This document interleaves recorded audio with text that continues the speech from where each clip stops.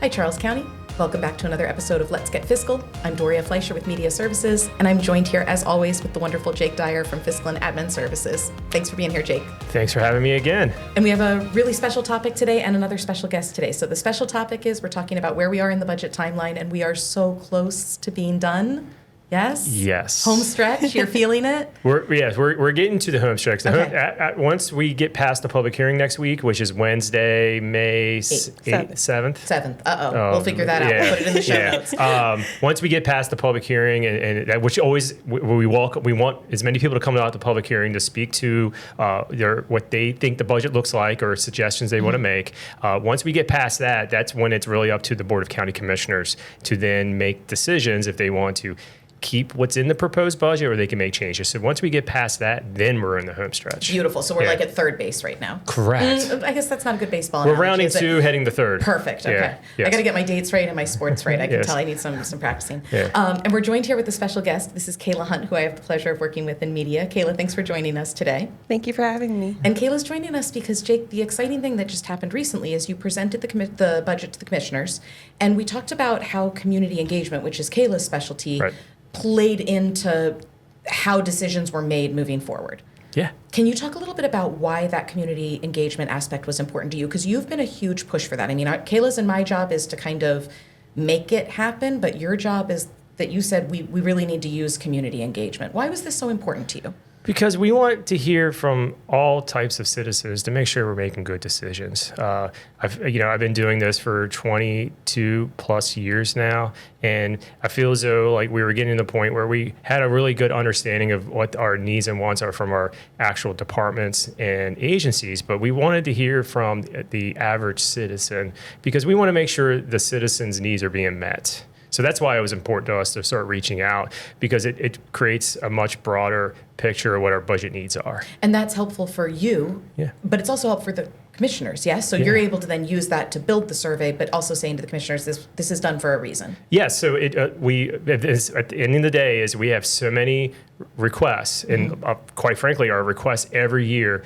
exceeds the revenues that we have available to fund. Right. So when we get to the point where we got to figure out what we're going to put in the budget and what's not going to make it, that community survey is a strong factor in our decision making. That makes a lot of sense, and I'm thrilled that you've taken such an active role in pushing that. So Kayla, talk to us a little bit about what that survey meant. When we say that community engagement survey for the budget, what are we talking about?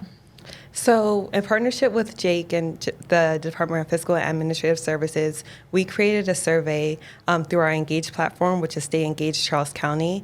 And through that platform, we created a dedicated project page about all things related to budget. Because when we talk about engagement, we don't want to just focus on the survey aspect, but also really the education and the awareness of what the fiscal year budget is and how residents can get involved and how they can learn more.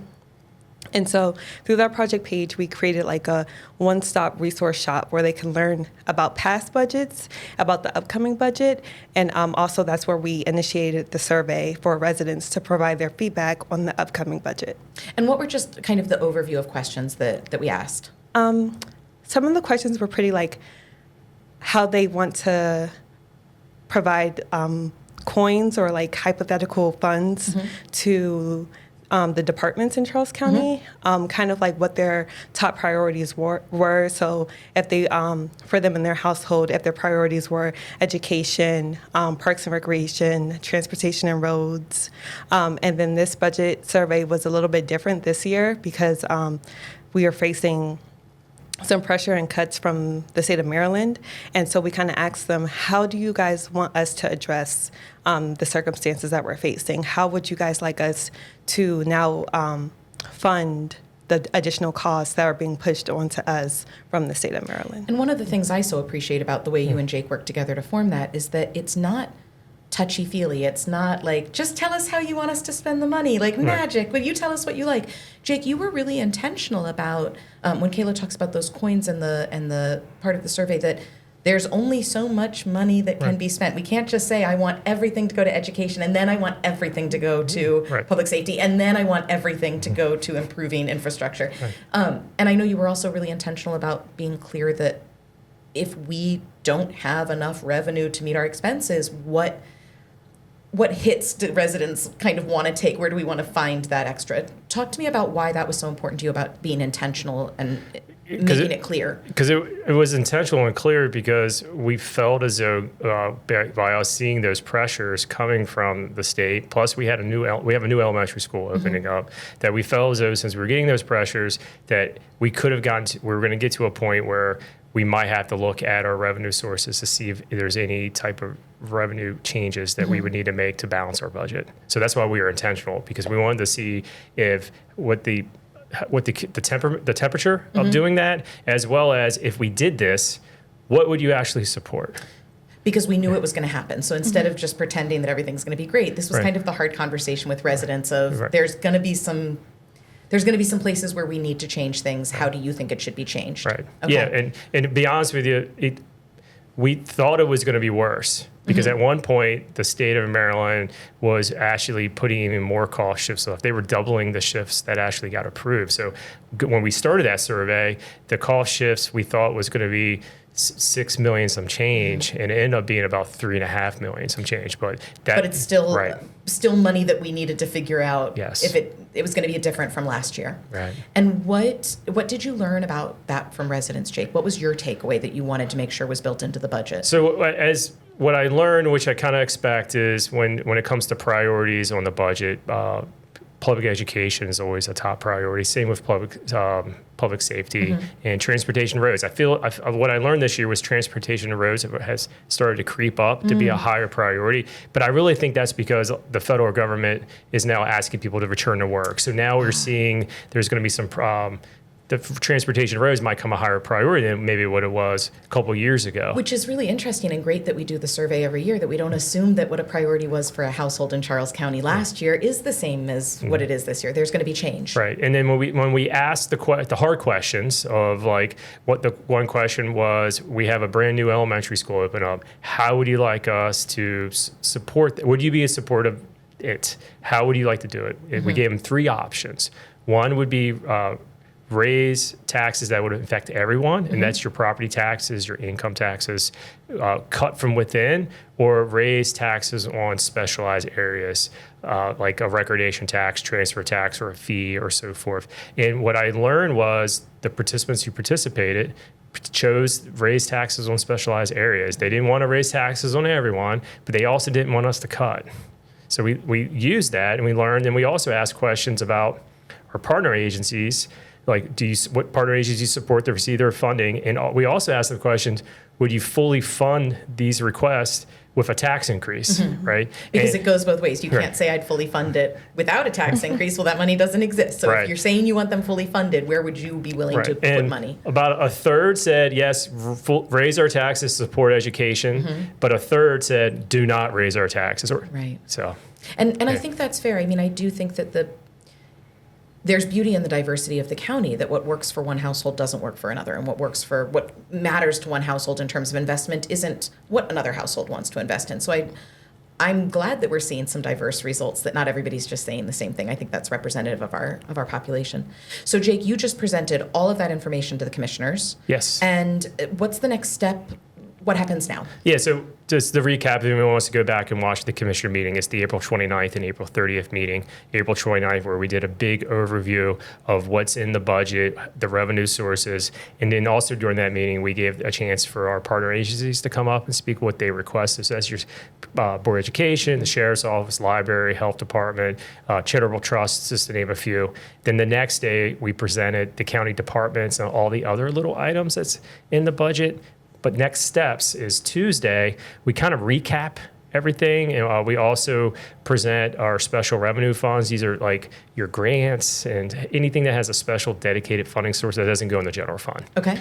Then on Wednesday is our big night. That's our public hearing. And you want people to show up? I definitely want people to come to speak to it. And it's okay if they disagree with me with what the proposed budget is, right? It's okay. That's their chance. And I want to hear that because it helps me into the future of what the needs are. Because maybe they didn't get a chance to fill out the survey, but now they can come and speak in the evening of Wednesday. and speak what's in the budget. So after the public hearing, the following week on May 13th, that's when the commissioners have the ability to start making changes to the budget. We have a formalized process where they have to fill out a form in advance, submit it to us, and then we bring them up, and then the commissioners all kind of decide, yes, I like that idea, or no, I don't. And one of the things that I really like about that process is that similar to what we asked the community, which was, yes, we can invest more in something, but it's going to cost money. When the commissioners have that ability, it's not just add money. If they're asking for more money somewhere, they have to explain where they would take it away from. That's the add and the delete, right? Correct. Yes, they need to provide a funding source And for it. I think that's a really valuable part of the process, that our commissioners have to kind of have the same responsibility as our community, that this money doesn't just magically materialize from somewhere. We're not the federal government where we can just raise the debt ceiling, right? We have every year our budget has to be balanced, and it has to be adopted in time so the budget can begin on July 1. So our budget should always every year always be adopted in May,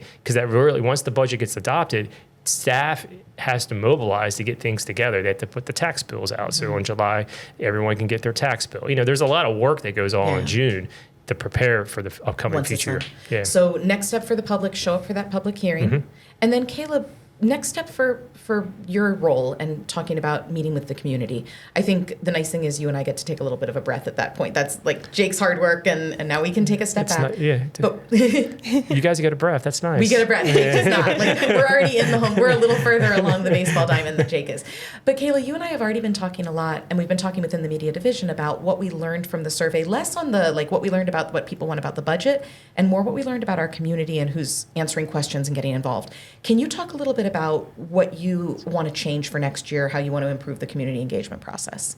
Yeah, I mean, I think as we continue to engage more with the community about the budget, we're always trying to improve and trying to kind of learn from our mistakes in the last budget cycle and apply them to future engagement efforts.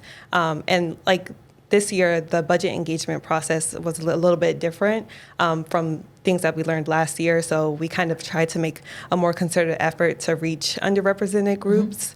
Last year, I think the budget survey, we had about 200-something participants complete the survey from start to finish. And this year, we had about 1,000, which is a huge increase. That's a great increase. To me, I think that's a huge increase. I think that's really valuable. It's more people having their voice contributed. Yeah. And that last year was the first time that we did the budget survey. So I kind of understand why maybe we weren't able to drum up that much interest or engagement in the beginning. And this year we really wanted to try to do that pre-work and really get people involved and say, hey, the upcoming budget is going to be proposed, and we really need your feedback to help shape what that proposed budget looks like. And so I think we did improve when it comes to raising awareness and education about the budget, but we still had low representation from some people in our community when it came to who actually participated in the budget survey. So we still primarily had homeowners participate in the survey, and majority of the participants have lived in the county for 20 years or more. And we see that throughout when we put out surveys on the Engage platform, right? The Stay Engaged Charles County, we tend to have a similar demographic. So what are we going to do to get out and try to reach people who aren't responding to our surveys in general, budget and otherwise? So I think that we're going to try to make more of an effort with our in-person engagements. So really doing some in-person pop-ups in different pockets of the community to kind of reach them, meet them where they are, because maybe they're just not following us on our platforms, or they don't have time to be engaged. So if we can try to meet them where they are more and try to get them involved that way. And then also maybe trying to do some paper surveys in conjunction with the online engagement, because we do have people in our community who just don't either have access to technology, or they're not comfortable regular users of technology. So maybe hitting some senior centers, community centers, to kind of try to reach people where they are and help increase the accessibility of the survey. No, that and if makes I great could sense. add, Please, for ones that are watching this, man, I missed out on that survey. So always think next year, the February time period, March time period, that's when we're going to be doing this survey. So you can look forward to that. And for the ones who are watching and did take that survey, gosh, it'd be really cool if when they saw that on the social media, if they could then share it to their friends, because that's the best way, I think. Another way to get more people is word of mouth, and for people to pass the information along I to think others. that's so huge, Jake, because I think a lot of times we talk about, we're trying to get the word out. We're trying to get the word Right. out. But we know that community members are more likely to trust their neighbor than they are to necessarily take our word for it. So Right. I do think the sharing it's going to be huge, and making it, like you said, this is an annual process. And one of the things I like about Stay Engaged is that you can sign up for updates at any time, but it's going to come in February, and we want to hear your feedback on this, and we want to hear your feedback on other things. So really making sure that this is, I don't know, part of the routine of living in Charles County is offering your voice on things like the budget. Right. You do your taxes by Yep. April 15th, and you fill out the survey in February, March. I love it. It's just Yeah. part of your job. Yes. That sounds great. Also, one of the other barriers that we saw were people who did see it on social media or wherever, whatever other platform, they were saying, well, what's the point of me taking the survey anyway? Because it's not like you're actually going to use it. So one of the additional things that we've been trying to do this year is like really promote the feedback that we received and how it's being And how used it to was shape used. the budget. Because I think people a lot of time think it's a waste of their time and that it's not actually going to be Do anything. Yeah. used. Jake, 'Cause you look I like could you're going to say- like bubble out of your seat saying Because this. for the 1,000, I want the 1,000 people who actually took the survey to know, and I want to be very clear that we use these results for Yes. this year's proposed Yep. budget. And I think it was really helpful information to know what people were going to do when times got tough. Yeah. I'm also laughing that Jake is one of our more, Kayla, would you agree, enthusiastic clients where you keep getting emails that are like, well, how many people took it this weekend? And it's like, okay, Jake, here's an update. Okay, Jake, I here's only an asked update. for those updates because we were trying to make decisions and figure out the plan. So we needed to know we're progressing towards, so we could get ahead of the curve. We love it, Jake. Yeah. You can email us anytime and ask how many people took the survey. It makes a big difference when we have somebody who actively makes community engagement a part of the process. So thank you to you and Fiscal Admin Services for making up your mind that this process was going to involve engagement. Cool. Thank you. Thanks for being here, Jake Dyer. As always, I hope that we'll see you Wednesday for the public hearing. Yes. Lots of community coming out, and then we'll do another episode to talk about the final. We've rounded home base. What are all the other baseball? You don't round home base. You don't round home base. You just stop. Yes. Okay, gotcha. Yeah, you run through it, but Gotcha. you don't. You just. My niece is playing softball this season, so I'm really trying to learn and understand the game. But so far, similar to the budget process, I will say the games are long and slow and boring. So the baseball man. analogies and budget, I feel like it's the same thing. It's a lot of just sitting and staring. So here's to Jake having his job in Fiscal and Admin Services, and I just get to have the fun part of community engagement. And thank you guys for working with me a lot on this, because it really does help. It makes a difference. So thank you. Thank you, Jake. Yeah. And thank you, Kayla, for the work you did for community engagement to support the budget, and for being here today with us on Let's Get Fiscal. Kayla Hunt from our Media Services Division. No problem. Thank you for having me. And of course, thank you for tuning in. We couldn't do this without you. Your input on things like the budget survey is so important. And also, tuning in and watching episodes like this. Don't forget to share it so that other people are as involved and engaged as you are. Thanks so much, Charles County. Take care, stay safe, and stay engaged.